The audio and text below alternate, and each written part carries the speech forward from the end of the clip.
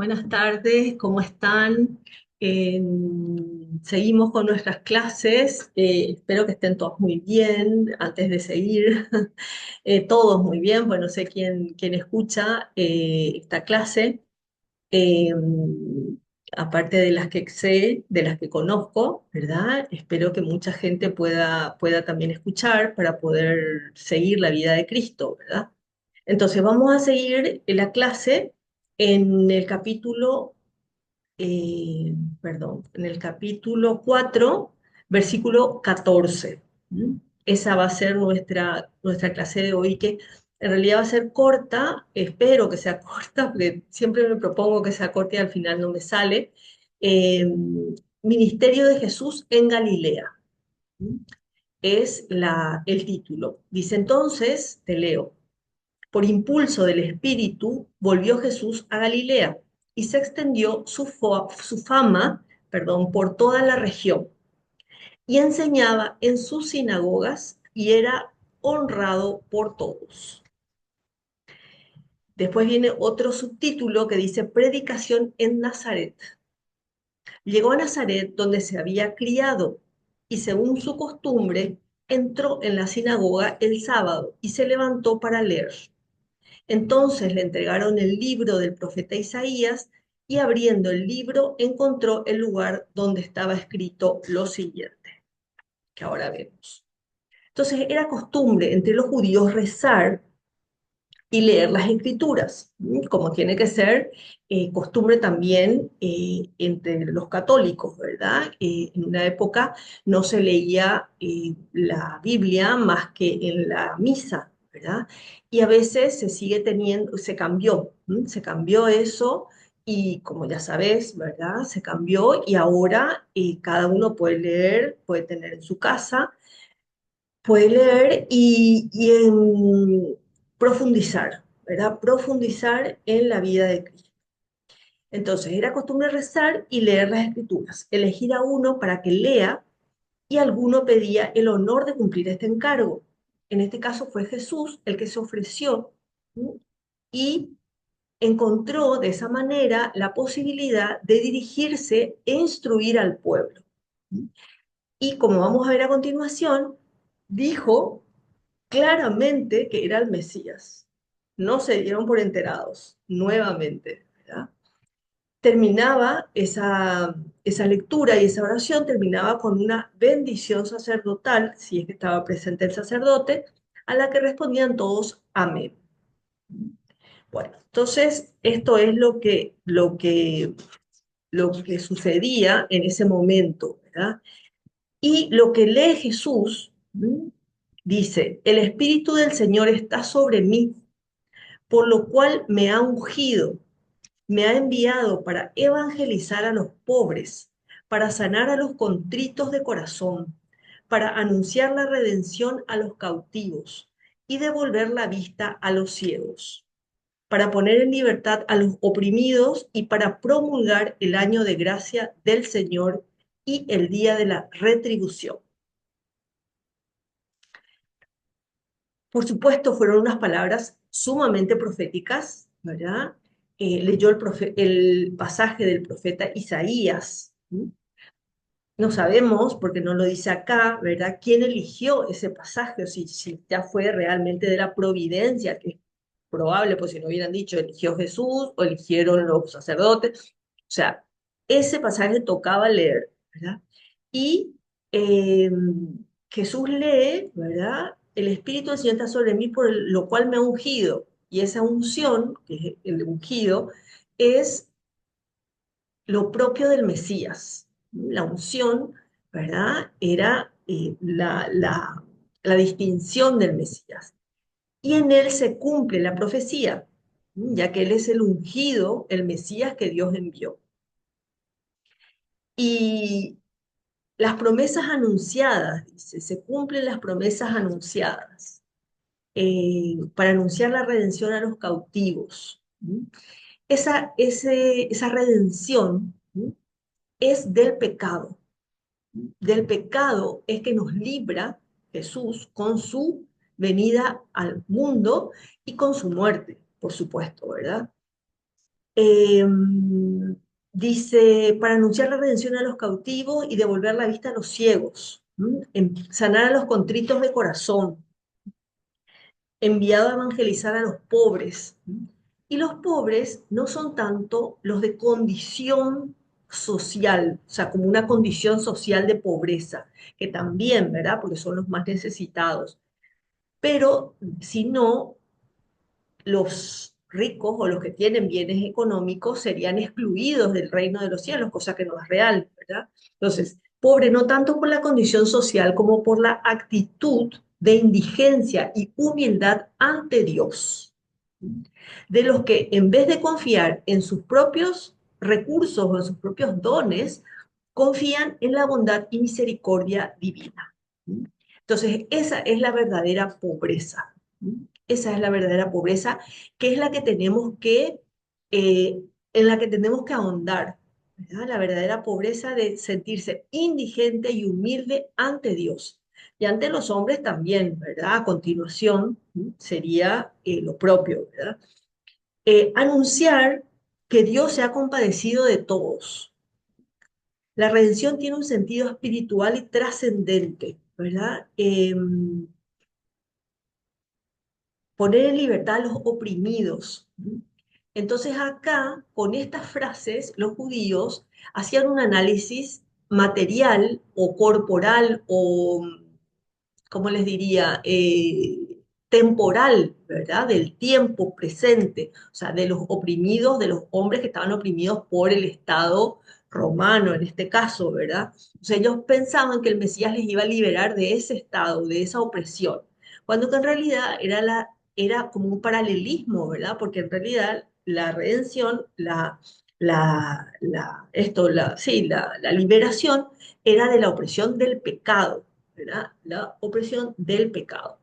Bueno, entonces Cristo viene a liberarnos de la ceguera y de la opresión del pecado, que en definitiva es la opresión del demonio, ¿verdad? El demonio era el que en ese momento, antes de la venida de Cristo, tenía más poder sobre el ser humano. Y lógicamente, como ya te decía, lo de la pobreza, ¿verdad? Los oprimidos, decía, a los pobres, enviado a evangelizar a los pobres, ¿verdad? Por eso la iglesia, como institución, ¿verdad? Se preocupa por los más necesitados. Y de hecho, haciendo un análisis, un estudio, una investigación de las entidades que ayudan a los más necesitados, y es la Iglesia Católica la que sale ganando, ¿verdad? La que sale siempre por delante, porque es la que se dedica, o sea, sus miembros, más que la Iglesia en sí, ¿verdad? Sus miembros se dedican a salvar, perdón, no es a salvar, a atender a las personas más necesitadas. Eh, ¿Por qué? Porque reconocen en esas personas a su fundador, que es a Cristo.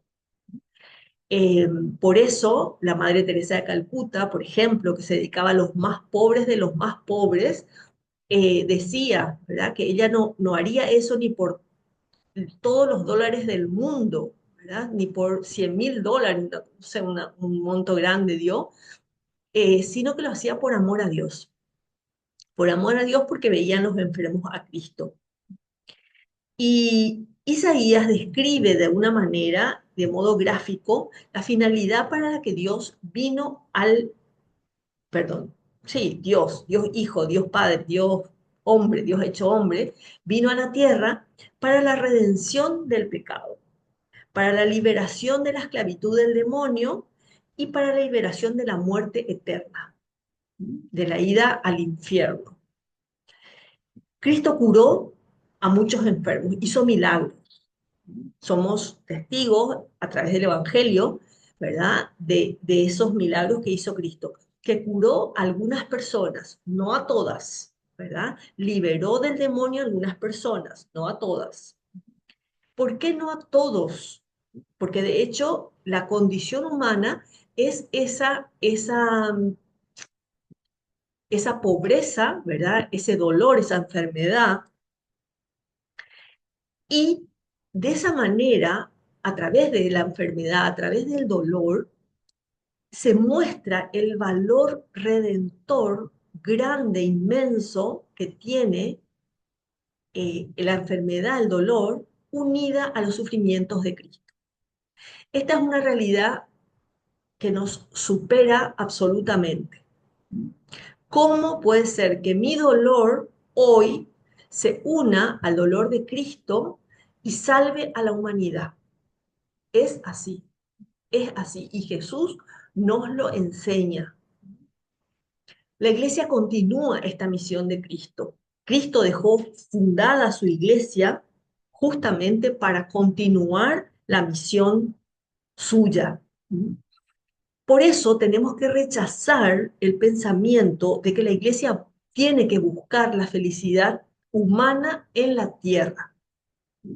Como que a veces leo, escucho que los dirigentes o las personas en general achacan a que la iglesia no defiende los derechos de las personas, de los cristianos, ¿verdad? La iglesia no está para eso. Los derechos humanos, los derechos terrenos. La iglesia tiene como fin llevar al hombre a la eternidad, llevar al hombre a la felicidad eterna. Obviamente que la felicidad eterna tiene mucho que ver con la felicidad terrena, ¿verdad? Pero la iglesia no tiene esa misión, no tiene la misión de dedicarse a conseguir el bien temporal, que sí es el objetivo del Estado, ¿verdad? De las autoridades que están convertidas bueno, en autoridades para el bien común, para lograr el bien común. El papel de la gracia es primordial. ¿Qué es la gracia? La gracia es ese don, ese regalo que Dios nos hace y a través del mismo, que es algo que está, algo abstracto, ¿verdad? Algo que no se puede tocar, es un don, un regalo que Dios nos hace, lo cual nos hace hijos suyos. Nos hace partícipes de su naturaleza divina. O sea, nosotros tenemos una naturaleza humana, por la cual conocemos, amamos, hablamos, pensamos. Dios, a través de la gracia, nos hace partícipes de su naturaleza divina, nos eleva muchísimo. Entonces, ¿cuándo recibimos esa gracia? Con el bautismo. ¿Cómo crece? Con la recepción de los sacramentos. En realidad, más que nada, con la recepción de la Eucaristía y de la penitencia, de la confesión. Y entonces, esa unción que recibió Cristo en el bautismo es la unión del Hijo Eterno con la carne humana. Ahí como que se hace la realidad de la unión hipostática, se llama, que es la unión entre la naturaleza humana y la naturaleza divina en Cristo.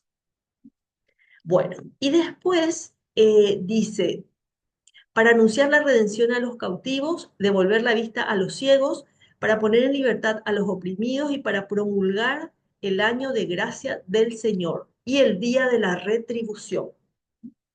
Todo esto hace relación a la vida eterna. Año de gracia. Es el año jubilar que tenían los judíos que se producía cada 50 años. Y eso lo que hacía era como recordar o hacer pensar en la redención que estaban esperando, que nosotras ya la tenemos y la recordamos. El tiempo es ese tiempo inaugurado por Cristo con su venida a la tierra hasta el final de los tiempos, ¿verdad? Hasta el fin del mundo. Y ahí recién se va a dar la vida eterna. Bueno, introduzco el tema de el año jubilar. Justo viene este tema a contarnos, a hablar del año de gracia, así se determinaba, el año jubilar que se llama ahora, eh, que en el 2025 estamos en un año jubilar. Coincide este escrito, esta lectura que estamos haciendo, con esto. Entonces, para no alargarme demasiado, quiero dejar aquí la clase y la próxima eh, hacemos una explicación de lo que es el año jubilar, cómo ganar las indulgencias que el año jubilar nos trae, qué es y cómo aprovechar al máximo este año de gracia, porque es un año en el que la misericordia de Dios se manifiesta especialmente, ¿verdad? Entonces, con esto cerramos hoy, ¿verdad? Una clase un poquito más corta, donde vamos a a recordar, ¿verdad?, esta venida de Cristo, esa manifestación primera de Cristo diciendo que es el Mesías, ¿verdad? Y la gente todavía después le recrimina que él no habló claro, ¿verdad? Y desde el primer momento lo hizo, ¿verdad? Entonces, ¿cómo tenemos que estar atentas a sus manifestaciones, ¿verdad? Atentos a sus manifestaciones para creer y para mejorar nuestra fe, ¿verdad? Creer en Él, vivir de acuerdo a nuestra eh, doctrina cristiana, ¿verdad? A la doctrina que la Iglesia nos enseña, porque es la depositaria de la doctrina de Cristo, la depositaria para cuidarla y para transmitirla.